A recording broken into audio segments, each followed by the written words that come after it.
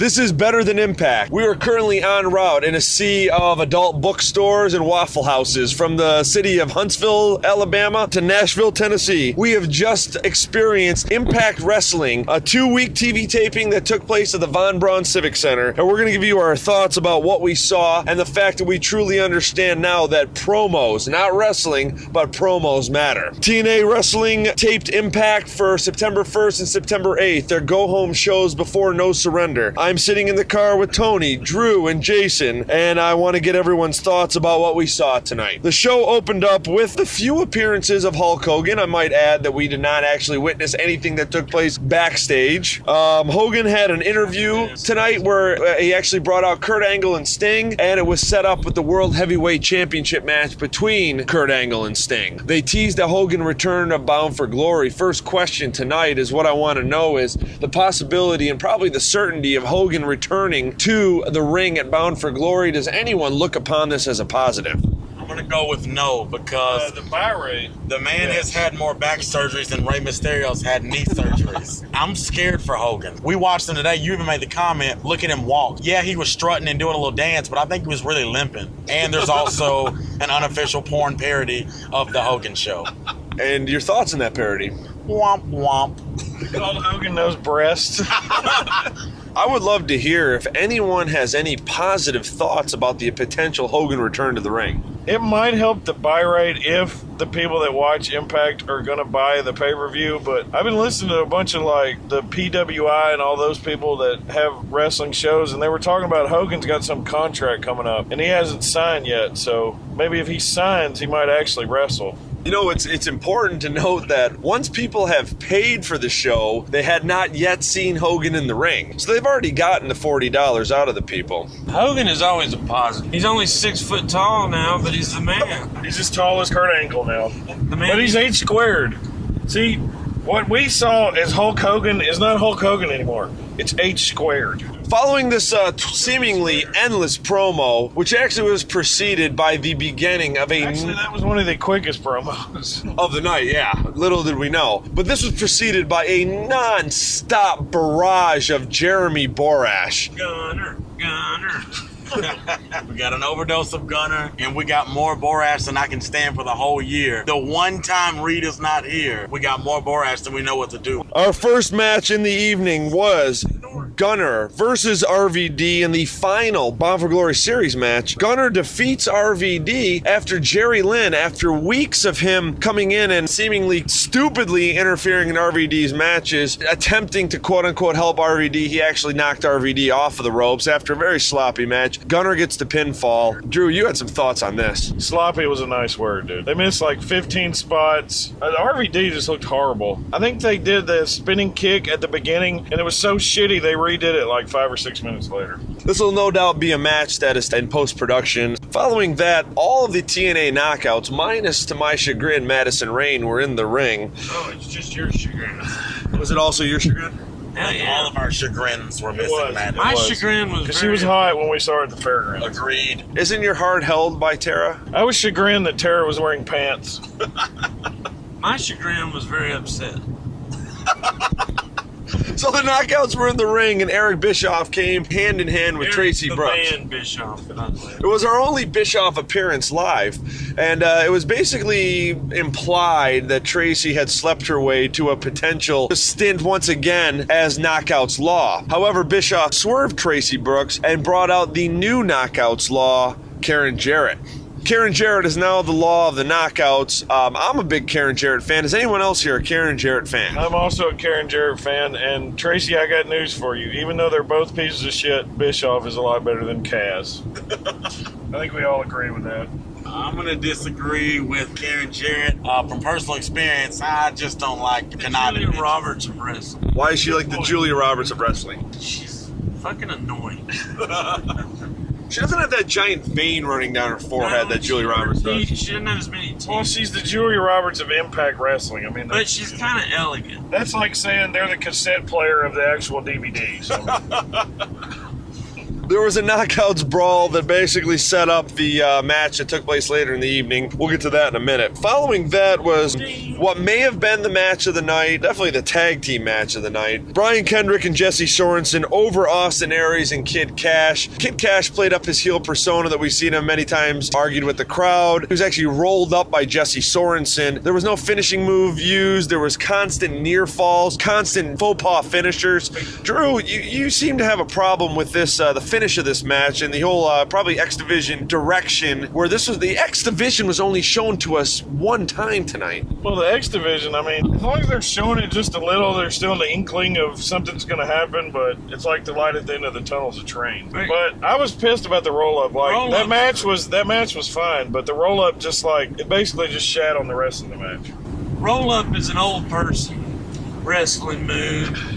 The X Division's always been about wild moves and finishers, not little gay roll ups. It seemed kind of disappointing that we had just a barrage of diving outside the ring and top rope maneuvers, and then we were featured a roll up, and that roll up actually ended the X Division action for the evening. Following that, we had Mickie James challenging Winter for the Knockouts title. You loved your song, you know it.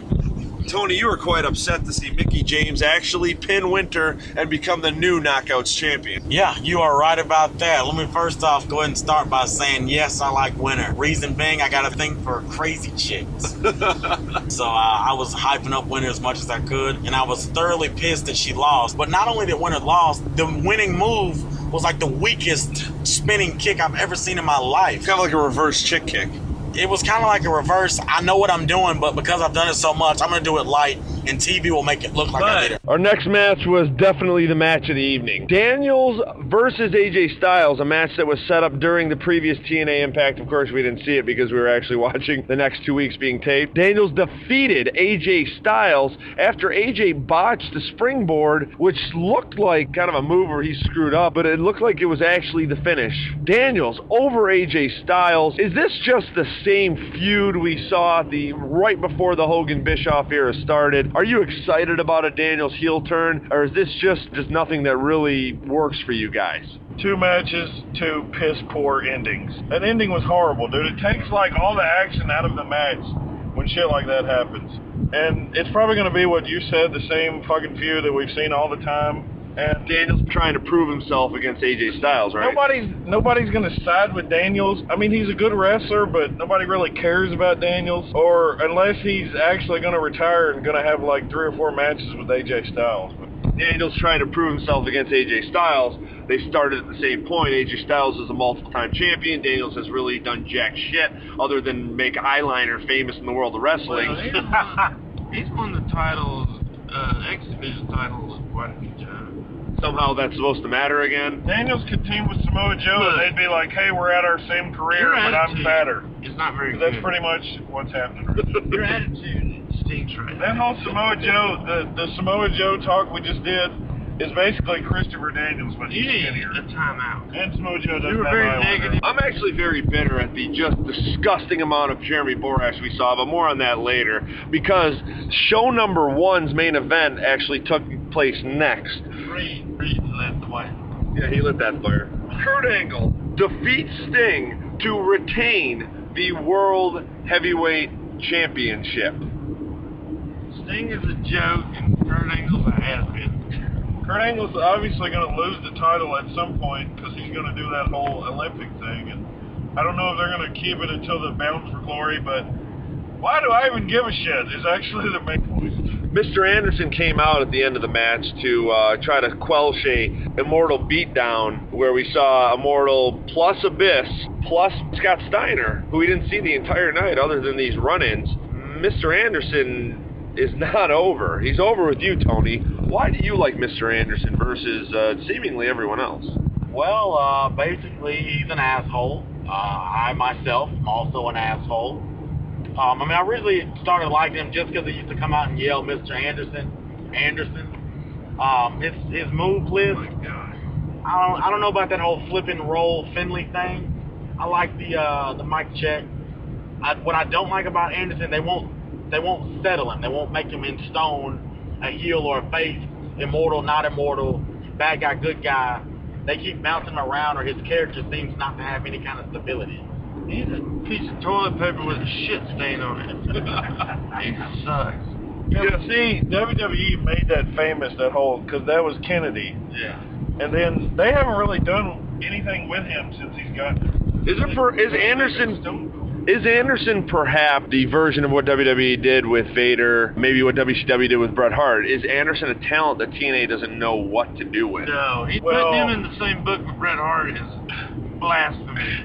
I kind of agree with that, but I don't know, dude. I don't think they know what to really do with a lot of their talent, and just like Samoa Joe, he's like, when they have factions that take on factions, Samoa Joe's out in the fucking parking lot talking about some shit that nobody cares about. It's like, why don't you jump in the storyline and either join one side or the other side? Because he's too busy eating. I think a big part of their problem is they've got some good talent, but they might be either they're giving them free reign, or let them say what they want or do what they want, but they're not giving them in a direction to go in.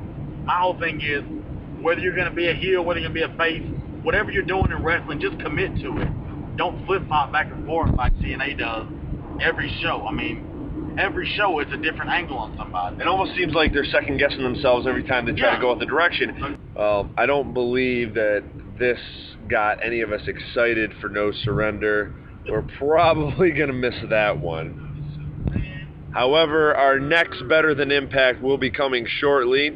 Please leave any comments, your thoughts. Please, if you fucking hate the show, just tell us. I mean, we need constructive criticism is welcome. So at the bottom, please comment on your thoughts on the show. We will be coming to you next time with a review of Night of Champions. Other than that, we are signing off from Nashville, Tennessee. Keep your thoughts to yourself. So please comment on anything but Jason.